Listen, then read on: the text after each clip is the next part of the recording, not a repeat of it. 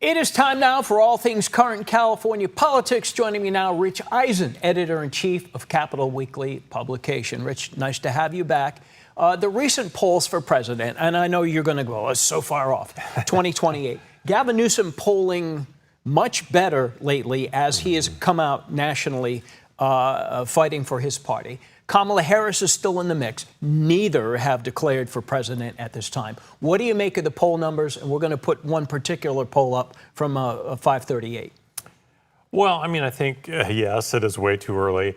There's no real declared candidates. I think what's interesting, though, is that I think a lot of us here in California had maybe written Gavin Newsom off. Again, I've mentioned his disastrous podcast before, but I do think all of this has really played well for him, and not just against necessarily Kamala Harris, who I'm still very doubtful is going to run. But again, is that good for Newsom if Harris drops out early? If you look at this poll here, Pete Buttigieg is in the mix a little bit there, but you see Newsom and Harris pretty much a dead heat. And then there's the rest. I'd be concerned if I'm Tim Walz there at the bottom with 4%. That's going to be a tough hurdle to jump for him. Yeah, if you're polling in single digits, even this early, I would say that's probably very concerning. But remember, Jimmy Carter kind of came out of nowhere in 1976. We saw Barack Obama was not even somebody we were thinking about until the DNC convention. Bill Clinton kind of came out of nowhere. Good point. This can all change on a dime. It's still only 2025. The governor has really stepped it up on social media against the president. J.D. Vance is in the crosshairs as well, accusing J.D. Vance of using eyeliner. Are you surprised by this? The governor has generally kept himself above the fray. What was the discussion, you think, in the Newsom office of we're going to get down to the level that the president, I mean, look at this, that the president is. We're going to fight fire with his fire. What's your take on this? Well, the governor's communications staff, fairly young group of folks who I think really understand the power of social media. Much better than maybe some older goats like me do.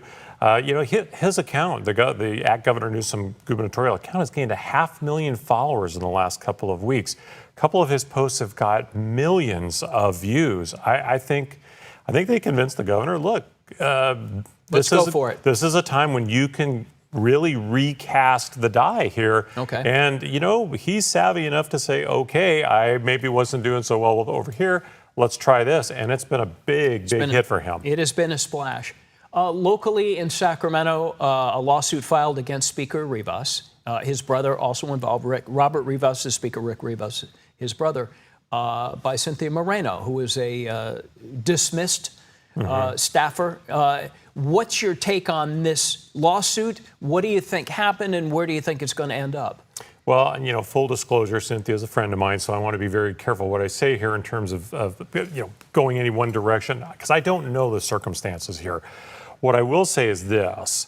I know all these people. Leah Lopez is very, well respected, and I will say there's always been a lot of questions about the role that Rick Rivas plays in Robert Rivas's speakership.